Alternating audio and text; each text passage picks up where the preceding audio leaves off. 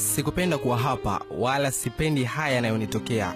Mwenyezi Mungu, naomba walau unipe dakika 2 nikamalizie machache kati ya mengi niliyobakiza katika uzima wangu. Umenipa kila kitu katika maisha, umenipa mke na watoto. Tena zaidi ya yote umenipa mpaka utajiri. Lakini kwa nini umeninyima karama hii ya afya? Basi zichukue pesa zako, unipe afya niishi vizuri na familia yangu. Yaani mimi niliyetambulika kila mahali kwa pesa zangu, leo naanza na kumaliza haja zote kitandani. Bora kenda nenda rudi kuliko hii 10 niliyokosa kabisa.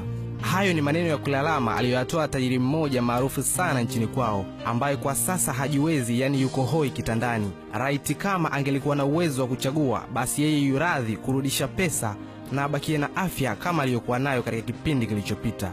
Leo hii mimi na wewe tunavuta pumzi bure, tena yawezekana hata umeshasahau maumivu ya sindano. Siku hizi tumepoteza imani kabisa, yani tuko radhi tutoane macho au hata kuuana ili mradi tu tumiliki pesa. Ni kweli wanasema pesa sabuni ya roho, tena ukiwa nayo dunia utaiona kama kidonge cha Piritoni. Ila kumbuka, ukiwa na pesa utamaliza matatizo lakini hutamaliza shida. Wanasema pesa ni shetani. Hapana, ni matumizi yako mabovu ndiyo shetani. Ndugu zangu, unapojaliwa kuwa na fedha haimaanishi kwamba Mungu anakupenda kuliko wengine, bali hiyo huwa ni njia ya kukupima imani yako. Je, utawasaidia wasiojiweza au utawachunia ihalikuwa unawaona? Inabidi ufahamu maisha ni kama gwaride. Isijefika wakati ukajikuta mwisho wakati uliongoza kundi la watu wengi mno. Sawa, leo kumiliki ni zamu yako, lakini usifikiri utakuwa nazo muda wote. Wainue walioanguka, wasaidie wanaokuomba, na hivi ndivyo unavyotakiwa kuishi. Je, unajua asante ya mtu mmoja ina rehema ngapi kwa Mwenyezi? Sote ni binadamu na tunaishi kwa kutegemeana.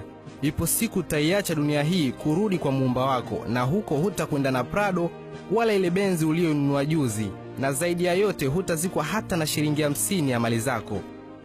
Sasa kama ni hivi, una kipi cha kuringia? Mpende kila mmoja na usitumie pesa zako kujiwekea mipaka baina yako na walio chini yako.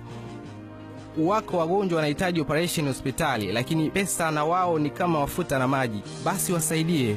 Wengine wanazurura mitaani hawajala tena, wameshasahau hata radha ya pilau, ihalikuwa wewe unatupa kila siku jaharani na mabaki unampa mbwa. Ndugu yangu, Mungu anakuona. Basi tangu mwanzo mpaka sasa nikwambie tu, hii ni Fikra Huru na mimi naitwa Clement Robert kutoka hapa 96.5 Tumaini Radio.